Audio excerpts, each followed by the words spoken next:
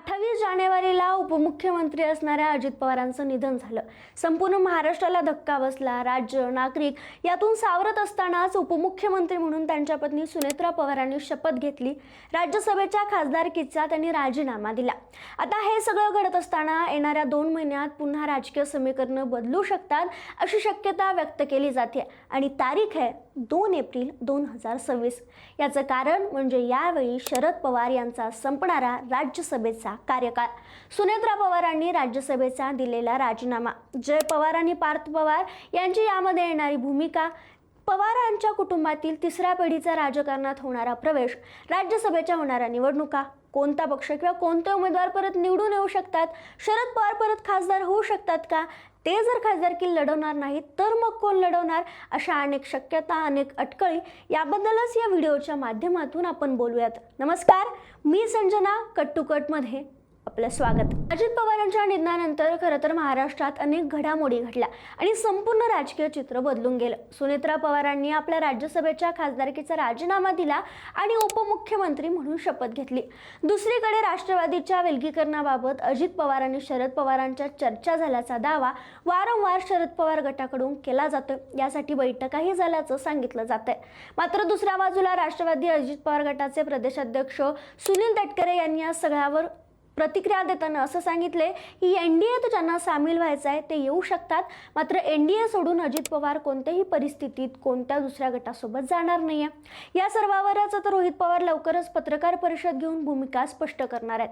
आता बघा, महत्त्वाच्या मुद्द्याकडे वळताना हे लक्षात घेणं गरजेचं आहे की सुनेत्रा पवारांनी उपमुख्यमंत्री पदाची शपथ घेतल्यानंतर लवकरच ते कामकाज सुरू करणार आहेत. मात्र त्याआधी त्या राज्यसभेच्या खासदार होत्या आणि त्यांनी त्यांच्या खासदारकीचा राजीनामा दिल्यामुळं सध्या राज्यसभेतील महाराष्ट्रात असणारी एक जागा रिक्त झाली आहे. खरं तर सुनेत्रा पवारांचा राज्यसभेचा कार्यकाळ 2028 मध्ये संपणार होता, पण या सगळ्या घडामोडींमुळे ही जागा रिक्त राहिली आहे.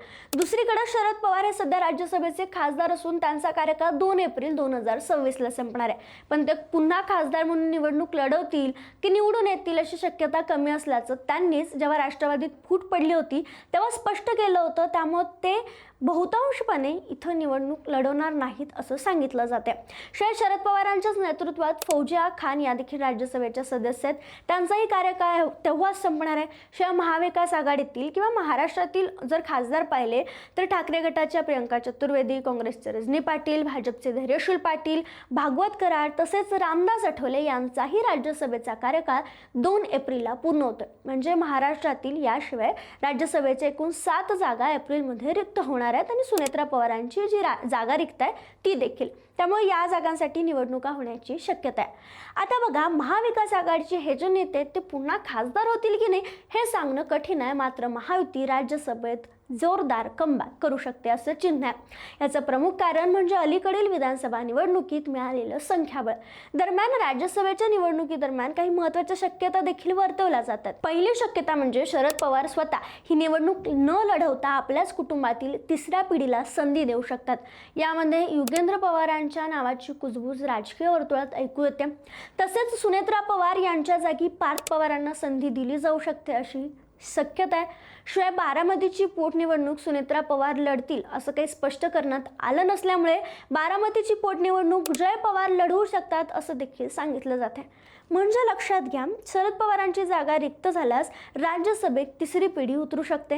याचप्रमाणे सुनेत्रा पवारांची ही जागा रिक्त झाल्यानं इथंही पवार कुटुंबातीलच तिसरी पिढी सक्रिय होऊ शकते. बारामतीची पोटनिवडणूक झाली तर तिथंही त्यांची एंट्री होऊ शकते. म्हणजे तिसऱ्या पिढीची एंट्री राजकारणात या सगळ्या निमित्तानं होऊ शकल्यामुळे या राज्यसभेच्या निवडणुकीत महाराष्ट्रात पॉवर गेम पडद्यामागं खेळला जाण्याची दाट शक्यता वर्तवली जाते.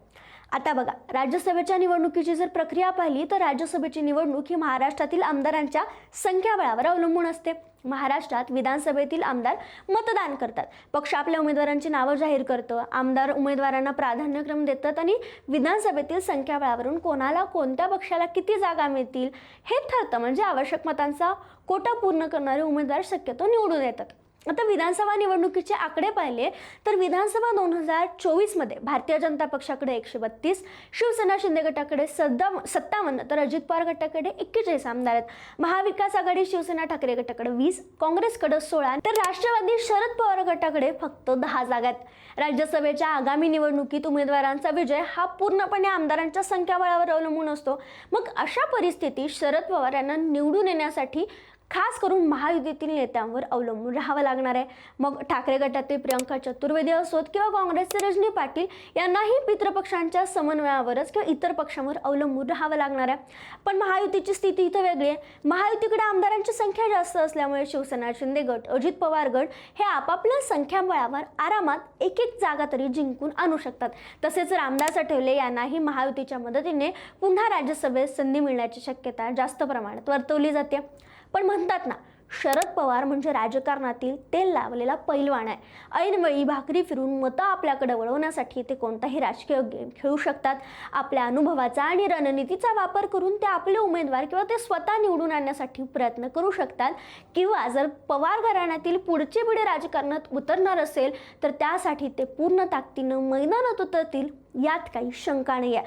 म्हणूनच 2 एप्रिल रोजी महाराष्ट्रात कोणता पॉवर गेम खेळला जाईल याकडे लक्ष लागून राहणार आहे. मात्र या सगळ्या घडामोडीवर तुमचं मत काय आम्हाला कमेंटमध्ये कळवायला विसरू नका. आणि व्हिडिओ आवडला असल्यास नक्की लाईक शेअर करा.